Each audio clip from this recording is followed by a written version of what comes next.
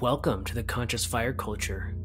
We give you direct access to healers, practitioners, and shamans as we explore alternative medicine for wildland firefighters. The mission is to break the stigma of mental health in wildland fire and lower the suicide rates. Our intention is to guide you through a transformation that creates a ripple effect in our community. Welcome. I'm so excited you've made it.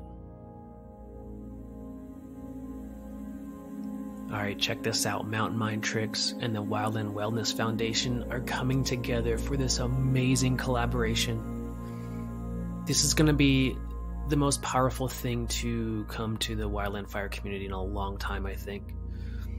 And that is, master plant ceremonies mixed with holistic medicine, with acupuncture, chiropractors, the breakthrough session, all these things coming into one to support you, the wildland firefighter, to help you regain your mental health, your physical health, and get back to peak performance as soon as possible. Because when we work with master plants and essential oils and acupuncture and chiropractic and mental emotional release, when we put all these together, it is a powerful transformational experience that really it's beyond words. Because once you're touched by the divine, once you're in touch with that healing energy of the universe, with that innate power for you to heal yourself, there's no stopping it. It's like a runaway train. It's like you're gonna start healing. You're gonna have a transformation that has this ripple effect that goes beyond just you and your family, but to your crew, to your fire station, to your workstation, to your forest, to your region, to the community. And really what we want to do is give you the most amazing ceremonial experience and back that up with the integration. How do you take those experiences and come back to 3D reality and implement them? Implement those lessons, those realizations that are so deep and profound that your entire life changes. How do you integrate those?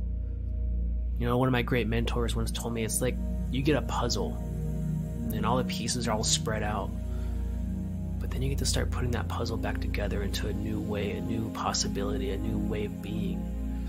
And that's what the foundation is working on. The first retreat is the end of January of 2022. And if that's interesting to you, I want you to go to the wildlandwellnessfoundation.com. Check that out. And just schedule a call with Melissa and see if it's a good fit. Again, that's wildlandwellnessfoundation.com. The foundation of Mountain Mind Tricks is the breakthrough sessions for wildland firefighters, and it's one of the most rewarding things I've ever done in my entire life, is to guide somebody through an awakening experience, remembering that they have the power to heal and giving them the tools to release the anger, sadness, fear, hurt, and guilt from their past, and to truly release it, to let it go. And when I see these transformations in my clients, it's like night and day. There's before the breakthrough session, and then there's after. And there's just so many times that their transformation touches me that I cry. Like it's so powerful and joyful to see that transformation inside them. And there's so many modalities out there.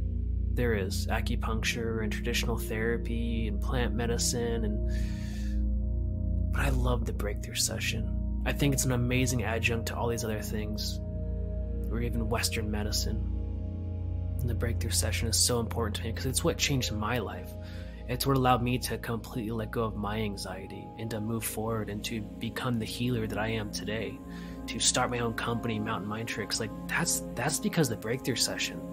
Without that, there wouldn't be any of this.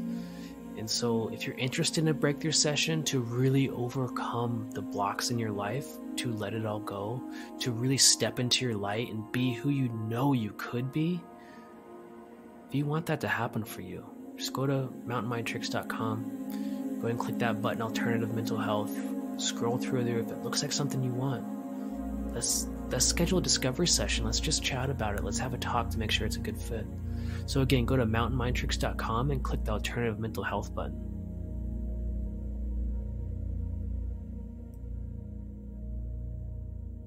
I'm so excited for my guest today, Tobey Geise. She's a body liberation coach, and And I love you, Tobey. Ever since I met you in master practitioner class, it was just like I was drawn to you as a friend, and it's just been so great to be around you and be in touch and bring you on the podcast. I'm super excited about this, and today we're really going to dive deep into psychedelics, plant medicine, DMT, those kinds of things, but really in a spiritual, ceremonial way that's healing. And I'm curious, Tobey, how did you get to ayahuasca? Like what happened in your life to bring you there and to meet, the grandmother master plants? Yes, yes. Well, first of all, I want to say thank you so much for your kind words and that beautiful introduction. And when we first met, I did not know your magic until a little bit later. You hid like a good wizard does behind your cape.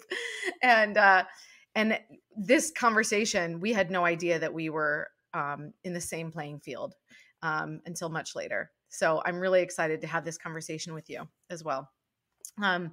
So ayahuasca. So let me just kind of backtrack a little bit and give you a little bit of the history to how I got here. So I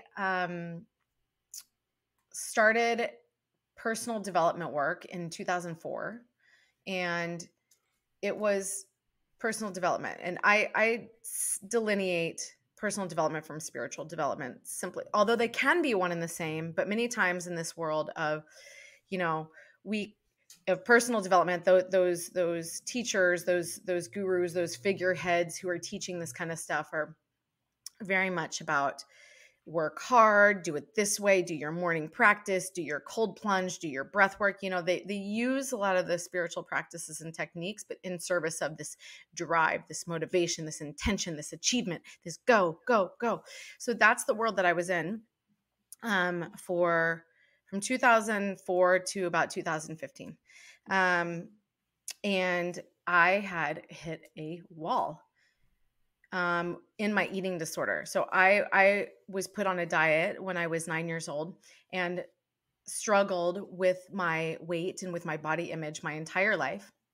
And when I first got to my personal development work, I thought that my only problem was that I couldn't lose weight. Then I discovered that I had many more problems than that. And so I got involved in this community that I was deeply involved in that was similar to Landmark. And I was deeply involved for about 11 years. And then this pushing, this drive, this going, this packing my schedule and, so that I could achieve and be something, and really it was all to love myself. And I was miserable. And I hit a wall on my eating disorder, and I couldn't do it anymore. I found that I was binging and purging like 5 to 10 times a day, and I couldn't stop. And I walked into my personal development group, and I told them, I didn't know what was going to come out of my mouth. It was divine intervention. And my group leader suggested that I see a therapist, thankfully, which changed everything. And then I had another divine intervention that brought me to San Diego to heal, which was the best thing that ever happened to me. One of the best, the beginning actually of the best things, because now there's a lot of best things that happen. And I was involved in 12-step and really worked on healing my eating disorder, and had been involved in that for 4.5 years. And again, hit another wall where it just wasn't working. And I was still really struggling with body image. And that was when I met my guardian angel. And I met this man at an event site set up. I was a corporate event planner, and he was one of my vendors. And we were talking about the event setup. And then about 5 minutes into the conversation, he turned the topic spiritual. And then he asked me if I'd ever heard of ayahuasca. And I said, no, what is that? And he said, well, I have done 12 years of talk therapy. And in 1 weekend of ayahuasca, I got much, much more healing than I ever got in 12 years of talk therapy. And I took him by the shoulders and I said, give it to me. I have to have this. and then I kind of backpedaled because I was totally sober at that time in my life, and I didn't put any substances into my body. And I had had a history of drug use and psychedelics when I was younger. Actually, my first drug was LSD when I was 14, before I even smoked pot. And I loved acid. I did a lot of it when I was in high school. And by the time I got to college, I was done with it. That's how much I had already used. And I had worked with mushrooms a little bit, but it was all recreationally. And I didn't ever get the spiritual benefits that I had no idea that were contained in psychedelics until I got to ayahuasca. So JR tells me about this, and I then backpedaled. And for about 6 months, I did research and I read articles and I watched TV shows and movies, which there's terrible depictions out there. Nobody can actually depict the grandiosity that happens behind your eyelids. Right. And in those realms when you're having this experience. I listen to podcasts, I talk to people, I researched for 6 months. The thing that really finally tipped me over the edge was a podcast with Tim Ferriss and two doctors who were talking about the use of ayahuasca and iboga to help heal addiction and trauma. And hearing all the science behind it really convinced me to, okay, this is safe. I can use this to help me heal, to get to the next level. And it's not a drug. It's not something that renders me unconscious. On the other hand, it renders me very, very conscious, is how I came to understand it. And when I finally said yes. So this was back in 2017. And so I said yes, and I went to my first weekend. And after the first night, I was like, well, what was that? First timer, first night. It wasn't, it was just kind of weird. And I didn't really understand what happened. And then night two, I had a really big, powerful experience where I had what I call an exorcism of my eating disorder. And I had a full body release of this, what I now understand was an entity living within me. And it came out of my mouth like black smoke. I saw it leave, and others in the room did too. I mean, I would have thought I was crazy before something like that, but that's how it happened for me. And then I was literally replaced with this beam of like golden light and this feeling of unconditional love throughout my entire body. It was incredible. It was incredible. Oh my gosh, Toby, thank you so much for sharing and really going in depth in your story. And I just really appreciate everything that you said there. And there's things I can relate to, some things that I don't understand, right? But some of it is that early introduction to psychedelics. I do resonate with that. I think the first time I took mushrooms was in high school, and totally recreational. We did the Robitussin type trips and things like that. And it was, Oh my God, you did that too? absolutely, absolutely. And, yeah, we would go to the local, CVS and steal Corset and really dive deep into those Robitussin trips. And there was Robo some, trip. yeah, exactly. And that's not what we're talking about here. What we're talking about is this huge healing event. And I love the way you described this as an exorcism, because I think that is something I believe in. I like when I hear that story, I'm 100% convinced that's what happened. Like, that's so true. And I think there's so many of us walking around with something like that, and sometimes the attachments are small, sometimes they're gigantic, like an eating disorder, right? Like sometimes they're something that's really big. And I would just love to hear your thoughts on this. Like, where do these things come from? Like, how do they attach themselves? And how does, I'm going to refer to her as grandmother, but maybe you have a different perspective. How does grandmother help us like release these entities? Wow, so many questions in those questions. So for your listeners, ayahuasca is referred to as grandmother or mother Aya. And she is a very wise teacher, and she knows exactly what we need. Which may not make sense, but everything has consciousness. Even a nail has consciousness. So the plants in the Amazon. That's so ayahuasca, and I'll get to your questions. But ayahuasca comes from two different plants. There's the vine, which is the Banisteriopsis caapi vine, and the chacruna leaf. And the chacruna leaf actually has the DMT in it. But these are pretty banal by themselves. But bringing them together and brewing them together in a tea is what makes the psychoactive elements. And there is deep ancient wisdom in these plants, and there is a consciousness that is a very loving, healing, and trickster consciousness, that is, I don't know the word, that emanates from these plants when we ingest them. And we can, when we are with this medicine, when this medicine is in our bodies, we can talk to Mother Aya. We can have conversations with her. We can feel her in our system. And for those who have experienced ayahuasca, this makes sense, what I'm saying. Now, entities, in my understanding, and I am not an expert in this arena, I have dove a lot into this subject a lot more recently. And entities can be a lot of different things. They can be thought forms, which means that when we have a thought and we have that same thought again and again and again, we are giving it power. So when we ruminate or have looping thoughts or obsessive thoughts, we are giving it so much power that it can take on a form of its own, because thoughts are energy.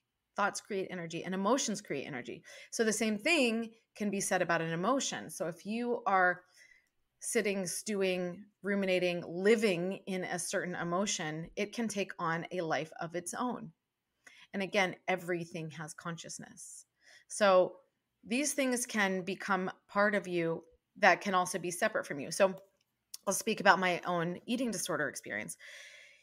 As I said, went on my first diet at 9, and then I discovered bulimia at 12, and I thought about food and my body over and over and over and over again, thousands and thousands of times a day, every single day since I was a child. So you can imagine how much power this thing grew inside of me, and so much so that it took over, which I think could be a definition of what addiction is, because it had more power over me than I had. And in 12-step recovery, the first thing you say is, I am powerless over this substance, which I didn't want to say. But my healing journey actually didn't begin until I surrendered, which is what the first step is all about. It's surrendering to know that this thing is greater than you. Because then I'm not at war with it. Then I'm not battling it. Then I'm not using force against force, which doesn't work. It just creates more resistance. And as we know, Carl Jung said, what you resist persists. So this entity in my life, in my eating disorder, came about as I would have these uncontrollable urges to eat and to binge, or I would have these thoughts. And it would probably start there, where the negative thoughts, that would tell me, you're fat, you're ugly, you don't deserve to have a relationship or a boyfriend, or you're not good enough. All these limiting beliefs and this rhetoric that was going in my head, it had become so pervasive that it was just part of my normal thought process, and I wasn't even aware of it. And I didn't know that voice wasn't me. I had intertwined myself with it and thought that was just me. I didn't know there was any separation. And then when I was in 12-step, I went to a weekend retreat where I learned how to separate those voices. And that was the first time I realized I have control over my thoughts. And I don't have to listen to those thoughts. And so I practiced that over and over again. And in meditation, I could start to hear the thoughts and become really aware of the thoughts as they were moving through my mind. And then I finally realized, that's not me. I don't have to listen to that. So I started practicing that. When that negative voice would come up, I would say, thank you for the information. I don't have to listen to you. Or sometimes I would fight back a little harder, like, no, that's not me. And then I would fill myself with love and light. And so that process is what brought me to the exorcism during ayahuasca, because I had separated this thing enough from me, knowing that that wasn't my true soul. That was not my truth.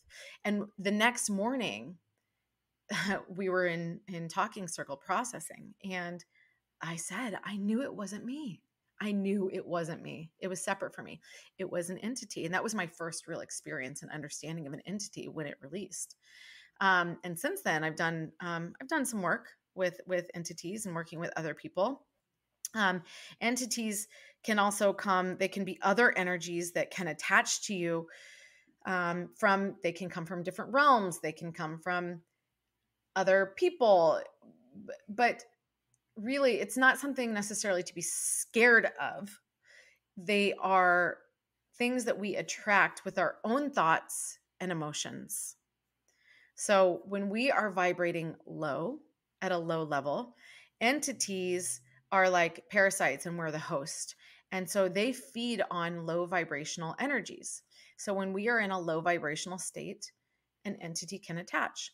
Now, this is my belief that every human has had or has entities.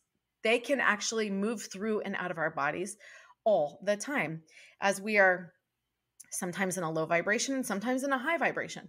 And my understanding of what happened in my ayahuasca experience is that for me, this entity was living inside of me. It was very big. It was very strongly attached. And ayahuasca raised my vibration to such a level. My whole body was shaking. I was like a live wire. And then the shaman put me on the healing mat and she worked on me. And then that's when it released. And her vibration she was vibrating so high. When she even walked near me, my body started shaking 10 times even more than it had been shaking. And it was like getting ready to release this thing. So vibration is frequency, right? So when we raise the frequency, you can think of it even as like raising the temperature.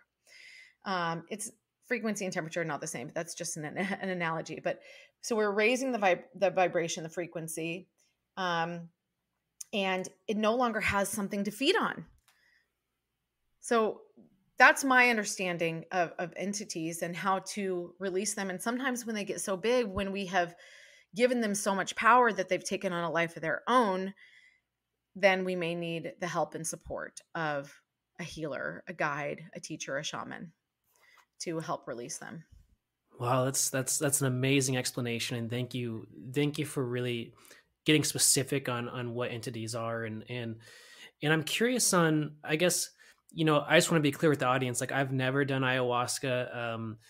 I believe I've had natural DMT experiences and with a near death experience and out of body experiences from a very young age. I had a near death experience as a teenager, and right around that time I had another out of body experience, which was really powerful. And that one really confused me because it was so random and so Egyptian that there's something Egyptian for me in the future. But anyway, I wanted to ask, like, was there beings during this experience? Was there a grandmother there? Was there any sort of elves? Like, was there sacred geometry? Like, I would love to hear a little bit about more, not just the entity piece, but like what was happening. Was it just your body or was it really visual? During ayahuasca.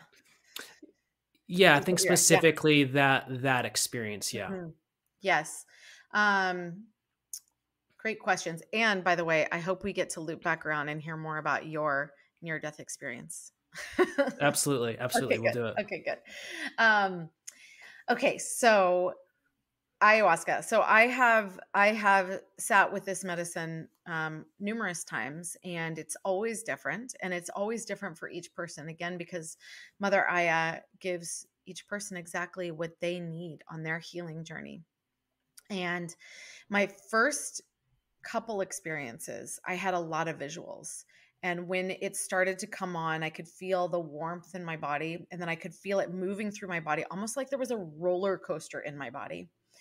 I'm also very kinesthetic. So I think it probably also depends on how you process. I am much more physical, kinesthetic in my body than visual. For example, um, I don't, I'm not clairvoyant, like I see things, although I am clairsentient, and I experience spirit and communication from spirit through different sensations in my body, as well as claircognizant, where I get downloads and I just have knowings of things. And that's another way that I communicate and connect with spirit.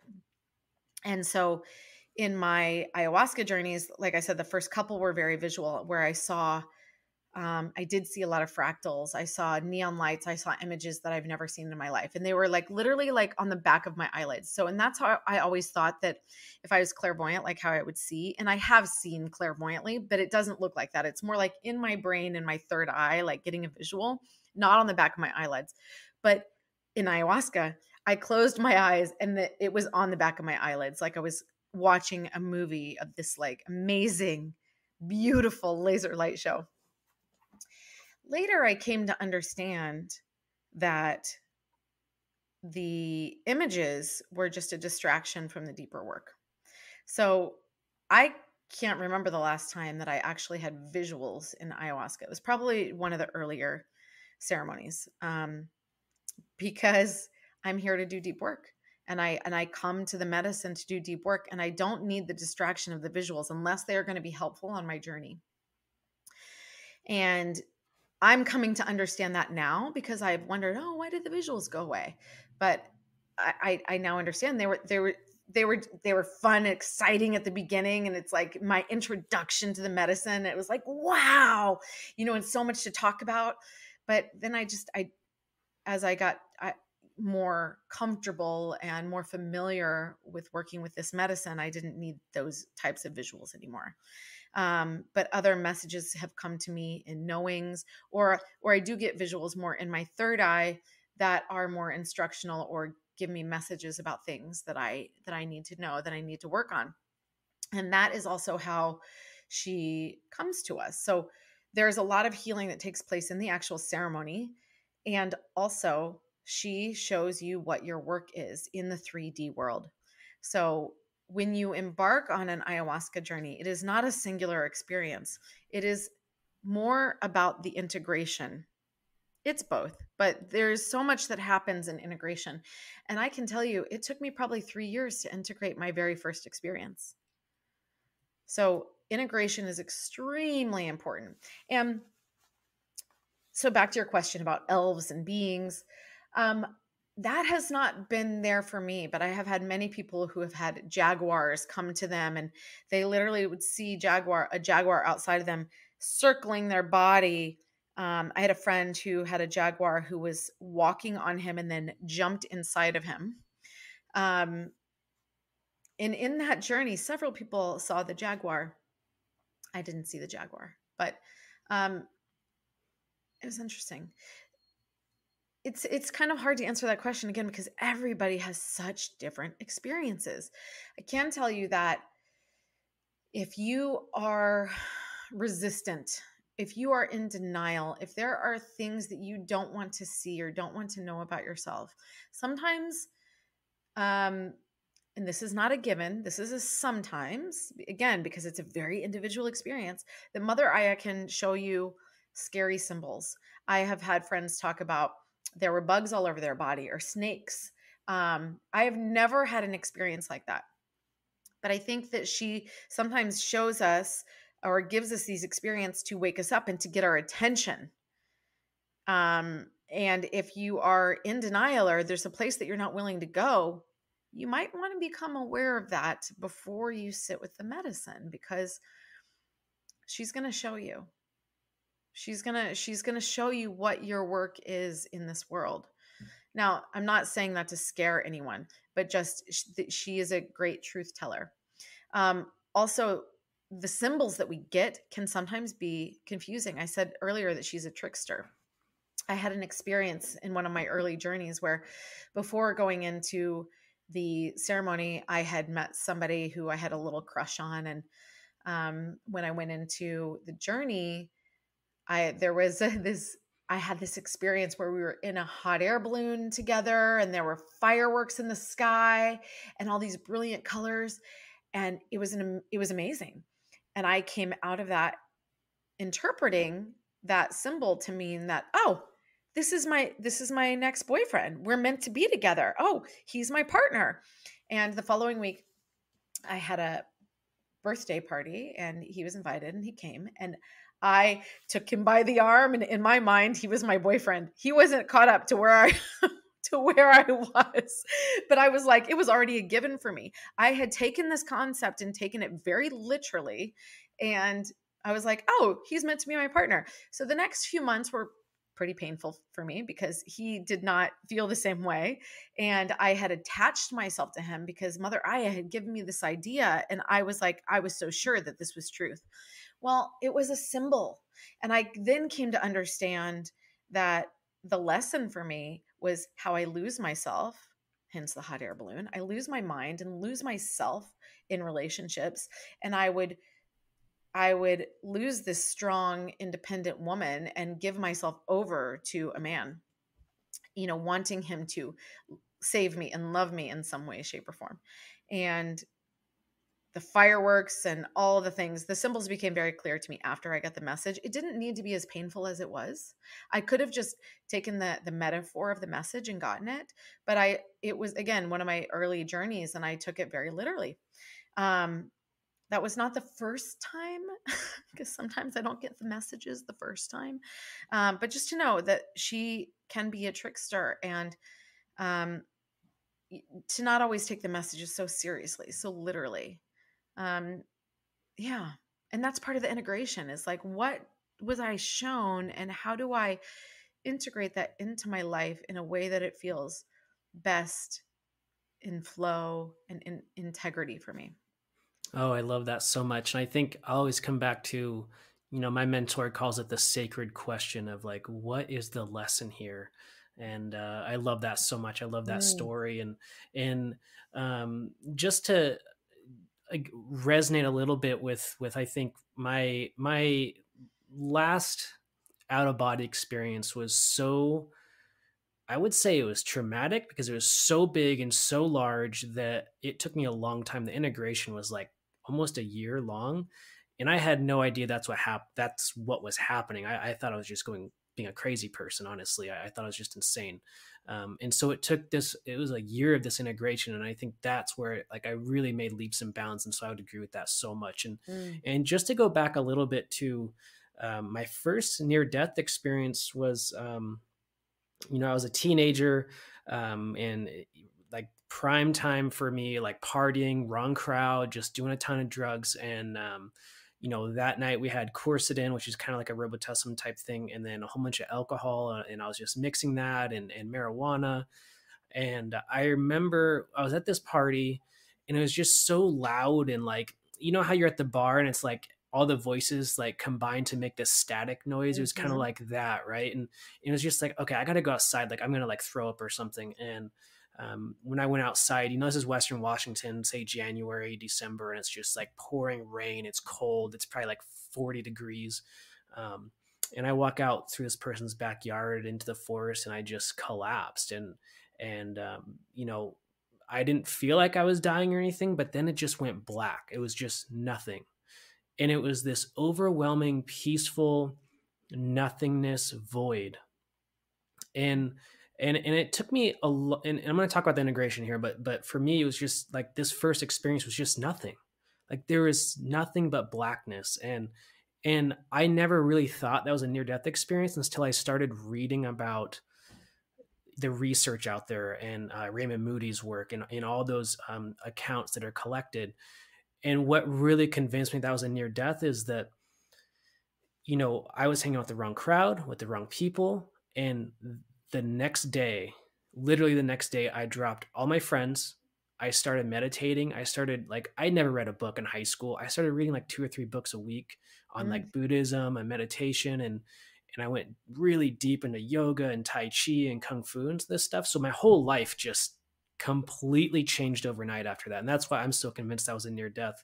And then shortly after this, I would say, gosh, I can't remember, maybe a year later, I was laying in my bed, like right after school, taking a nap, and the classic kind of buzzing came into my ears, as in like it sounds like really big bugs, but the buzzing got so intense that it like all of a sudden my whole body was buzzing, and then it got even more intense to where like, I was kind of dreaming but not kind of state, and it like I was vibrating so much that my skin just ripped apart, and all of a sudden I woke up and I was in this dust storm, in this gigantic dust storm. I couldn't see anything. I was kind of like fumbling forward and trying to like find my way. And through the dust, I saw these two statues that were like these really tall, Isis, Osiris, Egyptian statues, and they were holding axes like an X, like don't enter here.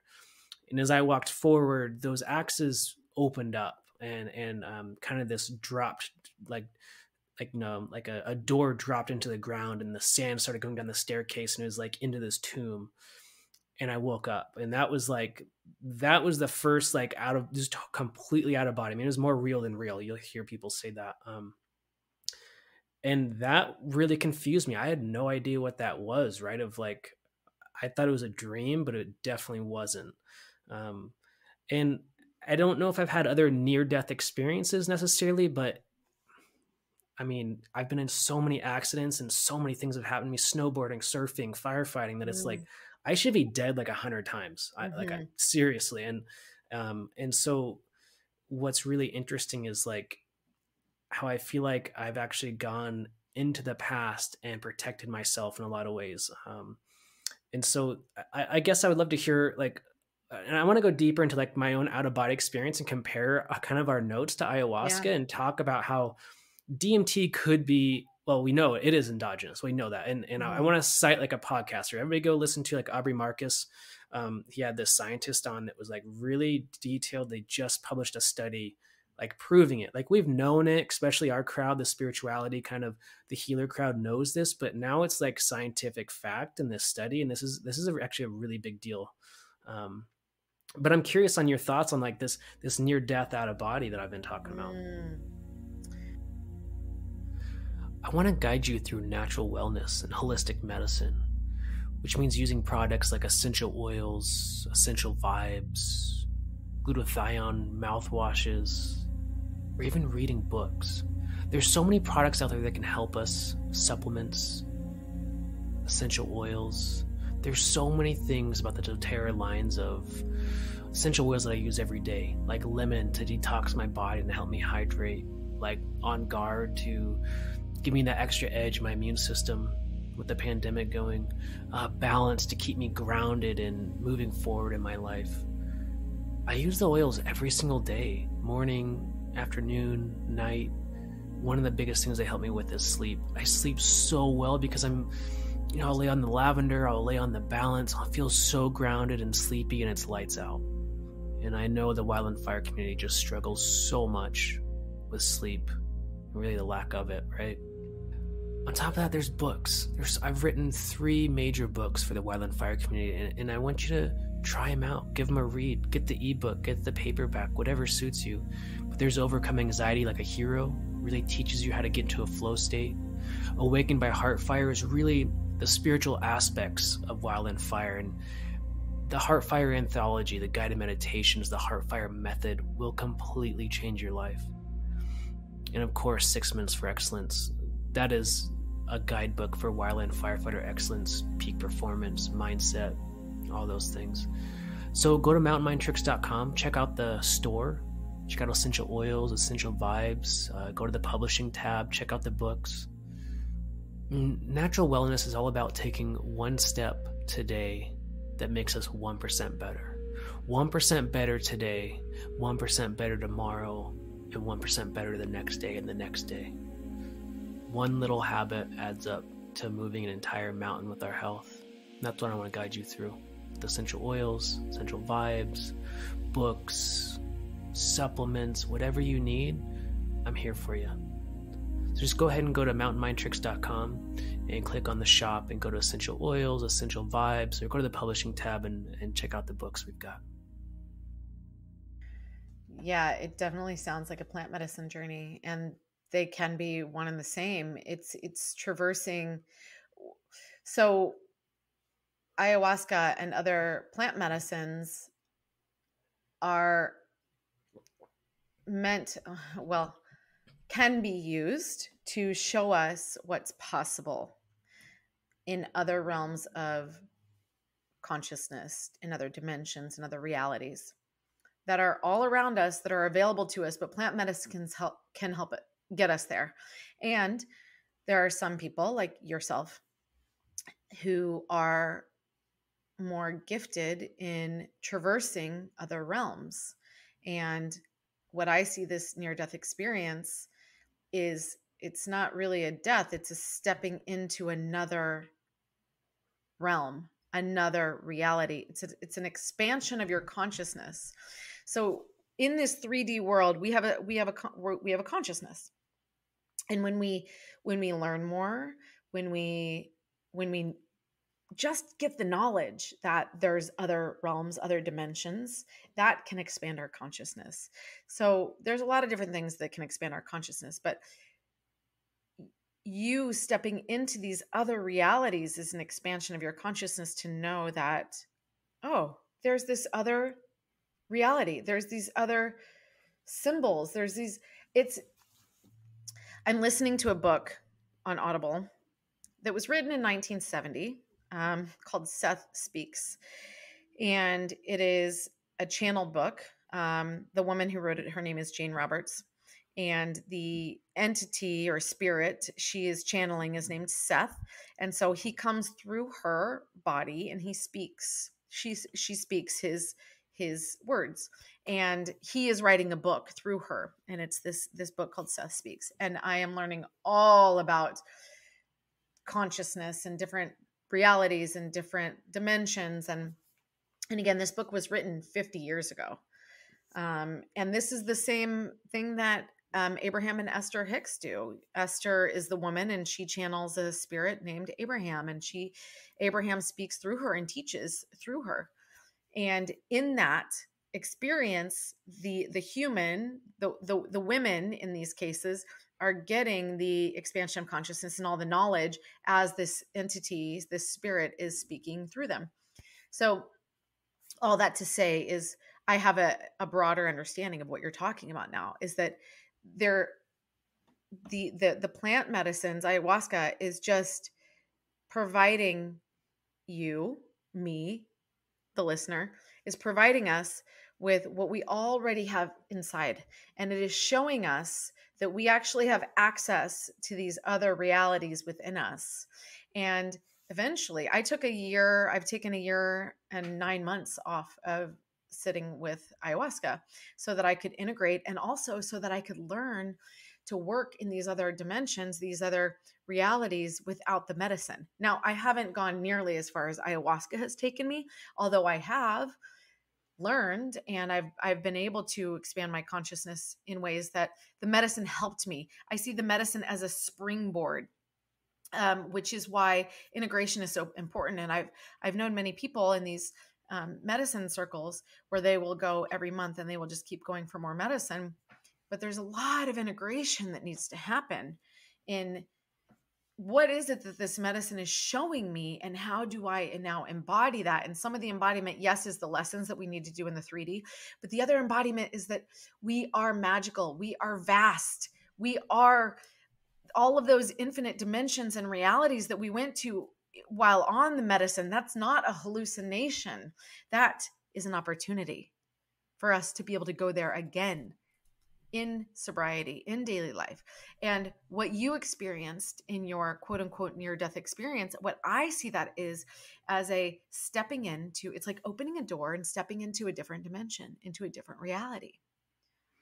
Yeah, absolutely. And it's so interesting because it took me, I was really kind of freaked out by it, the first one, the actual like more near-death experience, because there was nothing, there was just blackness, and it was like, that's what's on the other side. But it was like, no, I really understand now that one, it was more so the void. There's a space in the universe that is nothing and where creation has started.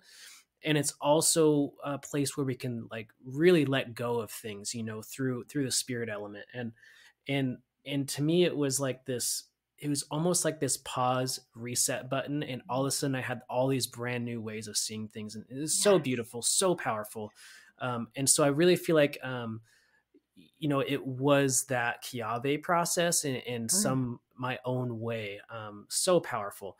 And I mm, want to get back to what you said earlier about how this is not a hallucination. And I think a lot of people think, well, you're on drugs, like all this crazy stuff. No, no, no. Like when we start looking at Rick Strassman's work and the DMT, the spirit molecule, what's so interesting is I heard him on a podcast recently talking about how, the host asked him, why did you stop? Why did you stop the study? And he said, I'm going to be really honest here. And Rick said, basically the accounts and how similar they were and how much the beings were coming into the people's lives during the journeys, and like the fact that there was beings on the other side was really, really starting to freak me out. And he said, I couldn't handle that as the researcher anymore. And it's interesting now he's working on this whole piece of connecting um, all of the biblical Old Testament stuff to actual DMT beings, and that work, mm. really beautiful. Rick Strassman, of course, all of his work, for people don't know, um, just amazing stuff. And I guess what I want to tie this into is the, like you said, our ability to access this and using the plants. Like, I guess my biggest question for you is really like, I think my audience is pretty familiar with what a breakthrough session is, mental emotional release. I would love to hear your ideas on how much of an ayahuasca sitting is similar to a breakthrough session as far as Wow. release, and also like we know as practitioners the breakthrough session is like step one, and then it's like 6 months of like, you got to do the work, you got to sit down and do it. And I'm curious, like, how would you compare those two things? That's such an interesting question, Thomas, because the first time that I truly experienced, well, not truly, but when we were in our master practitioner training, and we were learning how to do mental and emotional release, I had already experienced a breakthrough session. But in this particular sitting, when we were releasing the emotions, when we got to fear, I had a hard time releasing it. And we were locating it on the timeline, and it was like, okay, 63 lifetimes ago. Nope, still not releasing. 115 lifetimes ago. I kept going back and back. And then finally, 1,067 lifetimes ago was the root cause. And when it released from my body, my whole body started shaking and my jaw was chattering uncontrollably, just like what happens to me in ayahuasca. And it was wild. And I think I had a mini ayahuasca flashback in the moment as well. I don't think you and I have ever spoken about that. So I find it very interesting that you are comparing the two of these. Um, because it can be, the release process can be similar. I don't really, I guess I'm just kind of thinking about that, like the processing of that. So it's, I guess the similarity is that it is a release. So I look at ayahuasca as a release tool amongst many other things that it does. One of the biggest things is release. So releasing trapped energies, um, releasing entities, which are trapped energies, releasing pains in the body, releasing stagnation, releasing, thoughts that need to go, releasing pains from the ancestral lineage. Yeah, so that's a place where it's similar to the breakthrough session, is that in the breakthrough session, we are tracking back to what is the root cause of the emotion, whether it's in this lifetime or whether it's passed down through the lineage or whether it's in a past life. And I find that part of the mental and emotional release process really important in locating what the root cause of that emotion is. Because when people have a conscious awareness of that, I think that it helps to have a deeper release. So me knowing that the root cause of my fear was from 1,067 lifetimes ago. I didn't have to know what happened in that lifetime, but it was just the knowing of that was the root cause. And then the release was like all the way through the lines of all my lifetimes up until the present moment. And I've experienced this something very similar in ayahuasca, where I didn't necessarily know like where it was coming from, but I have had experiences where my whole body was shaking. I do a lot of shaking in ayahuasca because again, I'm very kinesthetic. And sometimes the shaking is shaking off trauma, just like a dog, shakes off an emotion. I have shaken off a lot of trauma in this life. And then sometimes it's been ancestral. And I remember a very specific ayahuasca ceremony where um, somebody else was in the center on the healing mat doing their work. And then my whole body started shaking. And then I had a knowing, oh, he was my brother in a past life. And the work that he's doing on the healing mat is also healing me. And then my body started working with his. And then together we were working together on different sides of the room, but energetically we were working together to heal and clean up the lineage, the ancestral lines, and I think I made sense of it afterwards, and it doesn't even matter what exactly we were cleaning up, but I got that it probably was addiction, unconsciousness, denial, negativity, and that we were creating a new pathway. And I've done similar in breakthrough sessions. So that's my understanding. What about you? What do you think? Oh wow, this is so powerful. Yeah, thank you so much for I love your answer, and I really appreciate that. And I think I've had a couple clients that are like, energetic people that are pretty sensitive. And when we work together, it's completely different than just doing MER, because it's like, okay, there's a whole bunch of, the guides show up, there is divine light along with the timeline therapy stuff going on. And so in that moment, I have had clients say, it's when you take me through a guided meditation, it's like it's psychedelic for me. And this is how I am when I go into a meditation in the morning. It's literally like taking mushrooms. And I have to do a lot of work to like stay on earth. It's like that's just who I am. And so I do think that there's this relationship, and I think the key here is like you said, the release. And I think it's just a different modality of release. And I've seen people like, well, I would say like the biggest one for me, personally, like you said, master practitioner, when we did our breakthrough sessions, is like I got a full body rash from like detoxing, right? And that's like really interesting that Mm, it's so embedded in the body that there's a physical manifestation. And mhm, it's I think the release, like you said, it's just a different way, and the integration is like the most important. And that's my thought on all that. And I guess my like on the same vein, I wanted to ask you on like what is ayahuasca doing physically, in that is it detoxing the body? Are we, is the purging having an effect on our organs in a good way? Or is this kind of like, is it kind of hard on the body for a little bit? Or like what are some of the risks with ayahuasca and that stuff? And from my understanding, this is just from like me looking on the internet, right? So I don't know, but it's kind of, there is this major detox of the body. And um, it actually like is antiviral, mhm. anti-parasitic. But I wanted to get some of those thoughts from you. Yeah. Yeah. I want to back up and I want to come back to this, if that's okay, Yeah, because there's absolutely. something that you said that I wanted to respond to, and it was you as a space holder, and that in your meditations you go to you know, for lack of a better term, a psychedelic space, or you travel dimensions and you work in other realities in your meditation, and therefore, as a space holder, you hold a space where people go to that realm as well. And that doesn't happen in every breakthrough session.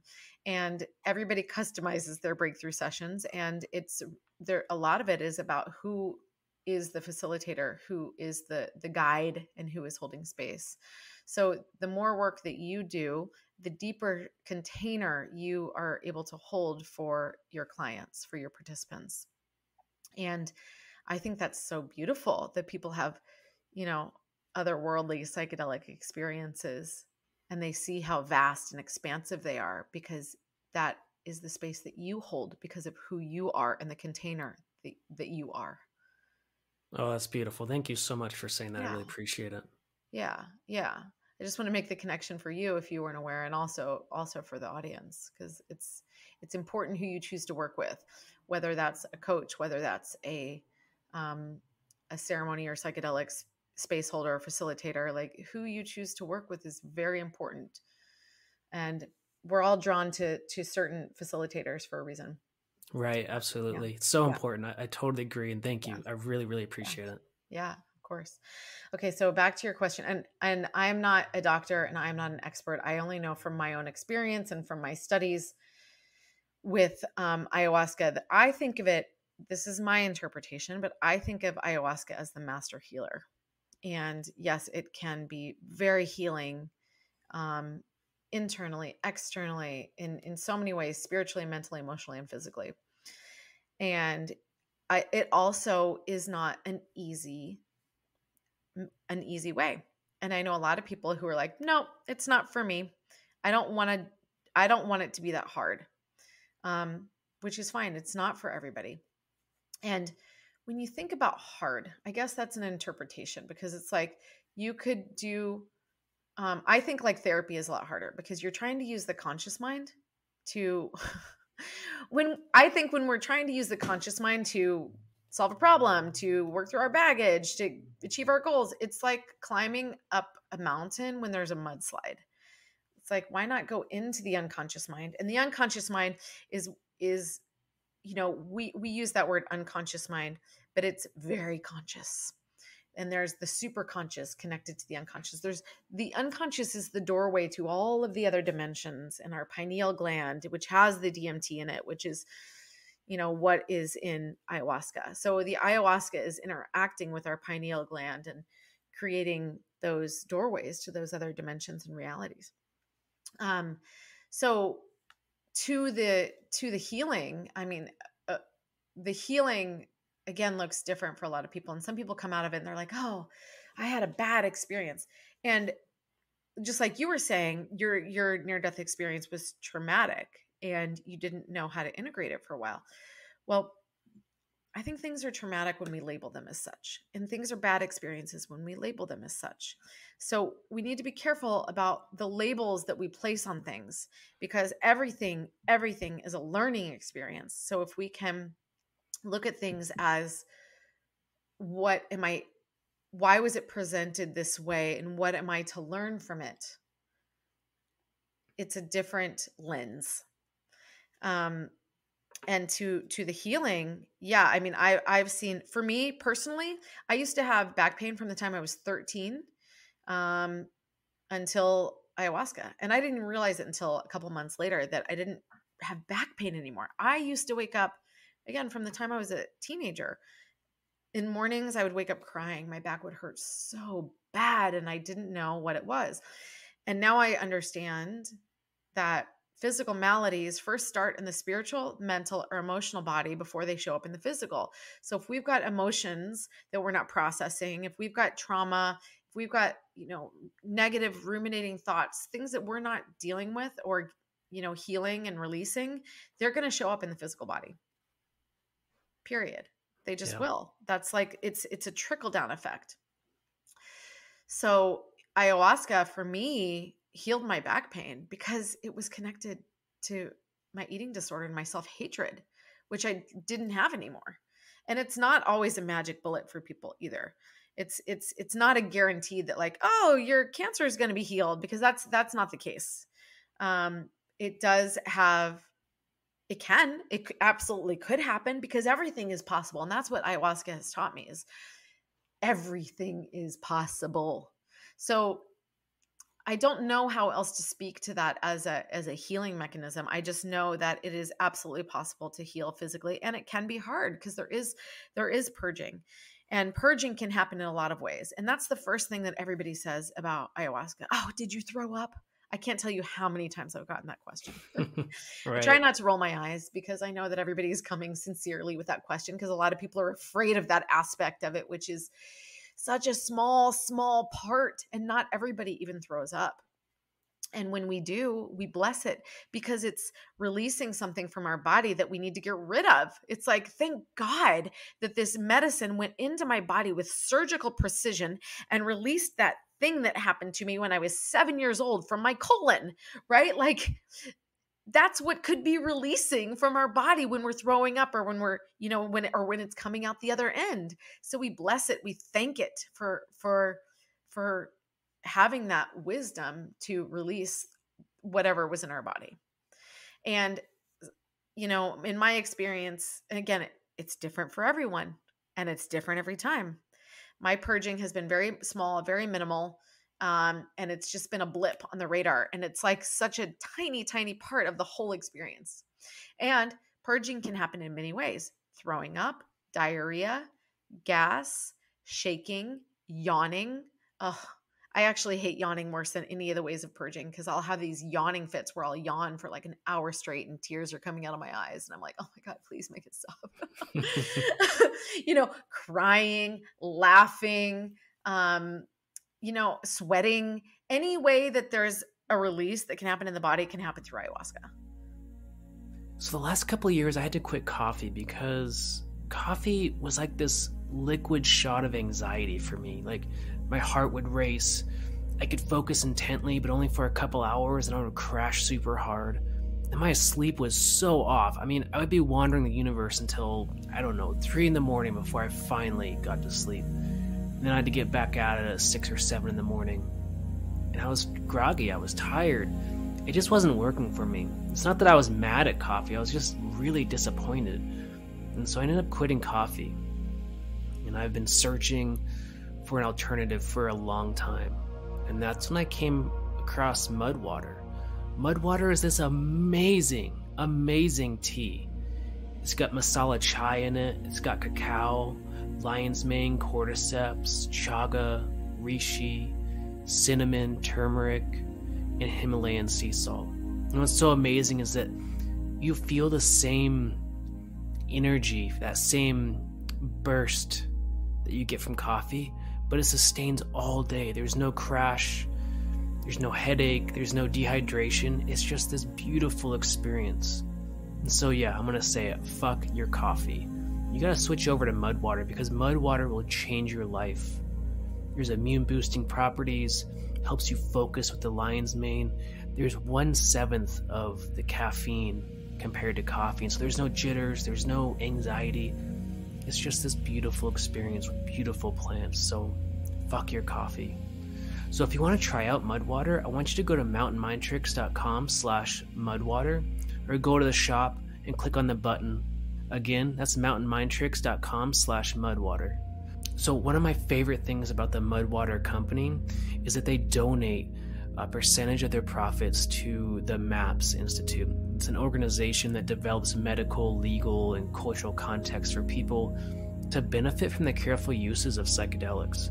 So the MDMA, psychedelic assisted therapy phase 3 trials, this is MAPS. And that's so important because there's been some amazing breakthroughs in the research with veterans and PTSD and depression and all sorts of amazing things that they're doing. It's so important to support this company. Right, absolutely. Oh, it's so powerful. I love that. Yeah. So, did you have anything else, or can I ask another question? Yeah, go ahead. Okay, so I want to go back to the shaking, because I really can't remember the name of this modality, but there's a whole modality for shaking through trauma, and one of my friends works with that, and it's really interesting.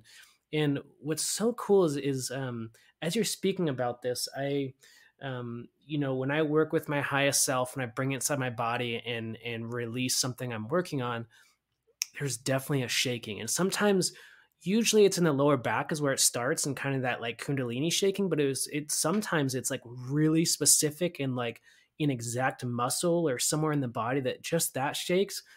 And it's so interesting that I guess I knew this, but I haven't really like put it together that no, that's actually something leaving your body. Like that's actually a release. And it's so powerful. I think releasing the energy, and this is something I've learned through, I've done definitely over 20 breakthrough sessions now. So not a ton, but definitely got a couple under my belt. And I think there's the mental emotional stuff, which is really important. But if we don't clean up the spiritual, the energetic body, like that's where the real work is at. And that's something that I think these plant medicines can really take care of, Mm-hmm. isn't it? Mm-hmm. Oh yeah, absolutely. Absolutely. And and the thing is that I think that we have such a desire as humans to we rely so much, especially in the US, we rely so much on that left brain, that analytical brain, and having to know, like, well, how do I know when I'm cleaning up my spiritual body and the energy? And how do I know that that's different from the mental and emotional? It doesn't matter. It doesn't matter. Just there's a release that's happening. Beautiful. Just trust the process, trust the plant, the medicine, trust your body. And when we clear things out, when we remove things energetically, and this is what Reiki does and other types of energy healing, it removes the blocks energetically so that the body can then heal, because the body has its own innate wisdom. The body is a healing mechanism. It is a self-healing mechanism. And Western medicine more and more is run by the pharmaceutical companies. So now we have pills for everything. So what's happening is we have a physical malady, we have a disease, we have an illness, and then we use a pill to suppress it.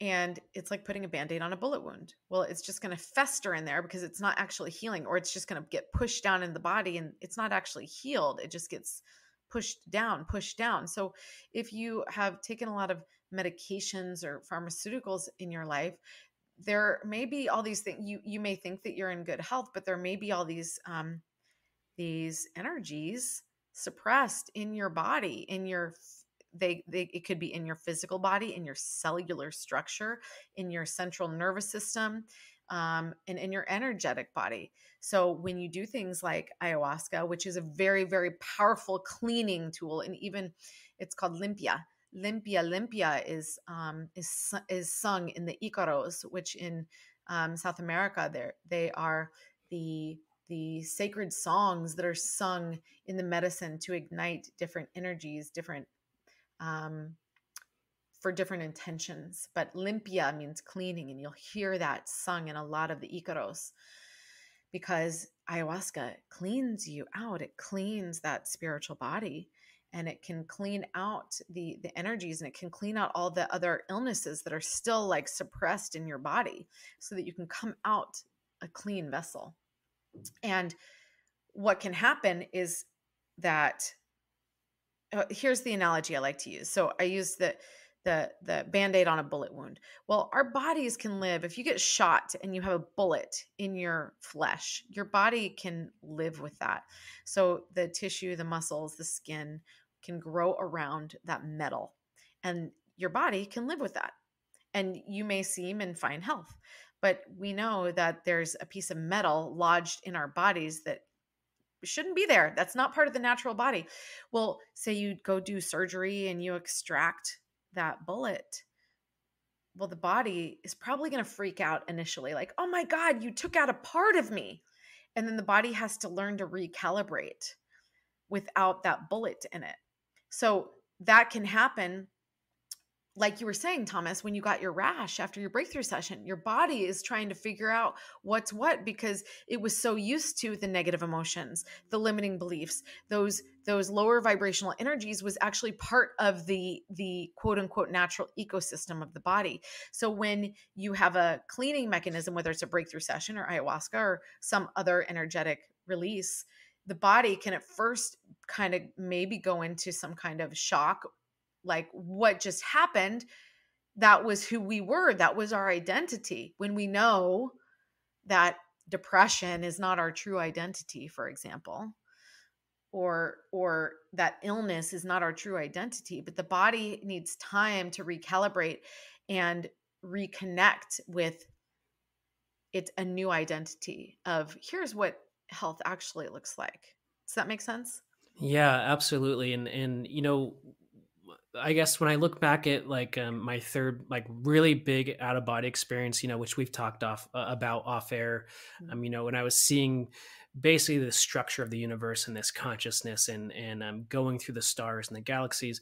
When I came back from that, it was so shocking. Like I was, I had this like relapsing fever stuff going on. I had like these really weird dilated pupils. Like, I mean, my body was a complete mess for like until I started going to acupuncture and really like basically my nervous system got fried from this experience, and it was shocking. And I think because I released such a major piece of grief that was like, I mean, Mm, I think that grief was so overwhelming for me. I didn't really understand what was happening. And when that was gone, I like you're really helping me kind of have a healing here of like that was just like my body in shock from all of that shit was gone yes. from this experience, and it was really hard. It was really hard, but it Yes. was so powerful. So thank you for that explanation. That really Yes. means a lot.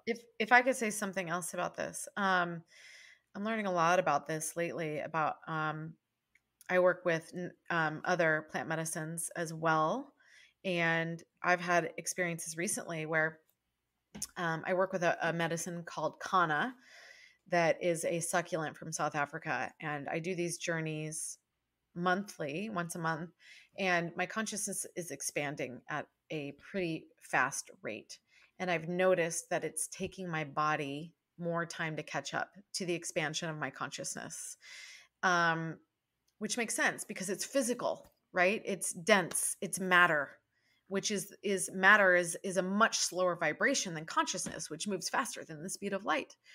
So what you're talking about, Thomas, about your consciousness traverse to all these other dimensions and galaxies and realities, and then when it came back into that slow vibrating physical body, it was like, whoa. It's kind of like putting an elephant into like a little box, right? Like, Right, so right. your body's like, what the heck? So I have a friend who's going through something similar, and she's got a lot of pain in her body, and her body is totally restructuring to catch up with her consciousness. And she's also experiencing a physical expansion of her chest as her heart cavity is expanding. Wow, that's so powerful. Yes. And it's painful, but it doesn't have to be. I don't know. I think that it's all about beliefs. It's all about beliefs. So beliefs are actually much stronger than we know them to be. Even Thomas, how you and I were taught in our NLP training, I'm starting to understand that like literally our beliefs are the fabric of our realities, the fabric of our universe, of our understanding.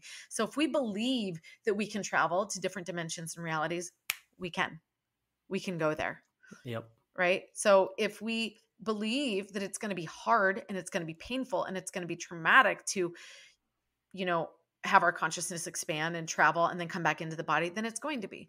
But if we believe that it can be smooth, that it can be easy, that our bodies can easily and effortlessly and seamlessly, fluidly catch up, then it can be. And there's probably ways that in our 3D physical reality that we can do other things to support the body, such as acupuncture and herbs. And there's all these other, probably infrared saunas and all these other medicines and technologies and biohacking tools, right? Can also help the physical body. Yeah, it's so true, so true, so powerful. And yeah, I think, gosh, we've covered so much, and I just want to, I guess, with that, the beliefs, I think I believe this as well, is that our beliefs are literally the fabric of our reality and what we experience, and it's so amazing how powerful the mind and the body connection is. I think this is something that has Mhm. really like every day it's reinforced, and it's still like, are you sure it's that strong? Like it's literally what you think happens inside your body. Like, yes, like you can go turn a dial and turn your immune system up. You can Yes. turn your cholesterol down. You can turn your metabolism up. It's like your mind, yes, can absolutely do that stuff.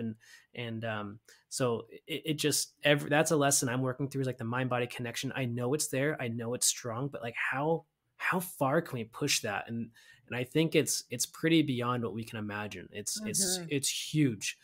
um and I guess I wanted to kind of wrap up here. I know we're kind of pushing your time, but I wanted to say that psychedelics and plant medicines, they're super important, and like they're an invaluable tool, and they're not for everybody. And I Mhm. just want to like caution listeners of like, you really need to make sure it's right for you at the right time, And of course, we've all heard the setting, having a guide, all those things are super, super important. And if you could just hit on that just real quickly for us from your perspective, like it's Yes, not for everybody, and it's really important that we're conscious of what we're doing before we go into a ceremony. absolutely. Thank you for saying that. It is not for everybody. And everybody who had, I know, who has sat with ayahuasca says that they heard the call. Everybody talks about, oh, I had a call. She called me. I had a calling. So you, if it's meant for you, you will have a desire, and that desire will repeat, and you will have, the desire will strengthen, and that will guide you. So this is about trusting yourself, trusting your gut, and trusting that desire is one of the points on our compass, our internal compass that guides us towards what is meant for us, or what is best for us, or a direction that we could choose to go, where spirit is guiding us. So trust yourself and your gut, and if you're curious about it, have conversations. And if it's a turnoff for you, then you know that that's not a right thing for you. It's literally that simple. Your body and your soul knows what is best for you, and only you know what is right for you.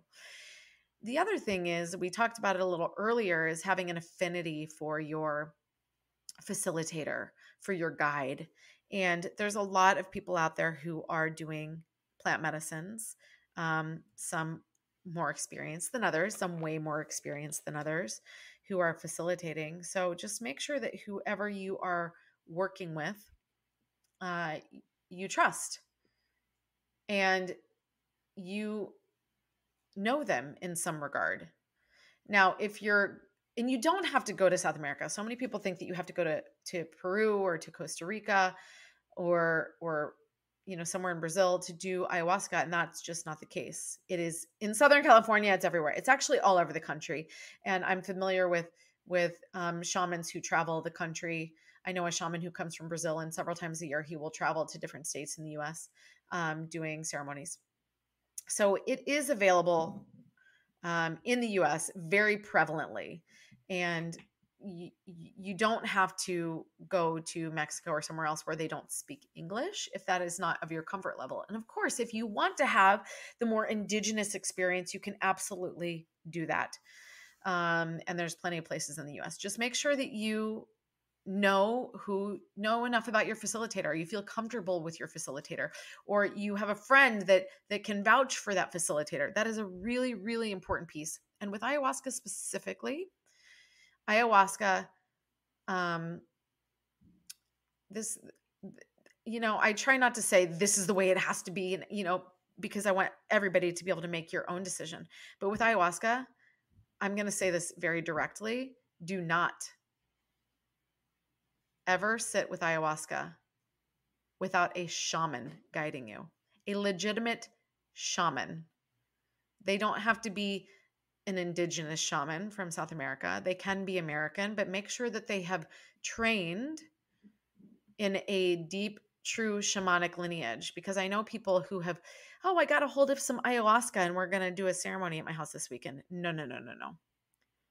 That is dangerous, because ayahuasca is a very powerful medicine and must be administered by people who have a lot of experience with it and have worked with it many, many, many times to understand its depth and its power and how to use it correctly. That's yeah, so true, so true. I love this, and you know, I want to wrap up here because I want to be respectful of your time, and thank you so much for clarifying all that for us, Mhm. and you know, are you accepting clients right now? Like, where can people find you? Where can they, like, who are you wanting to attract into your practice? Like, where can people get a hold of you if they want to work with you? Yes, thank you. Well, my website is tghealingworks with an s.com.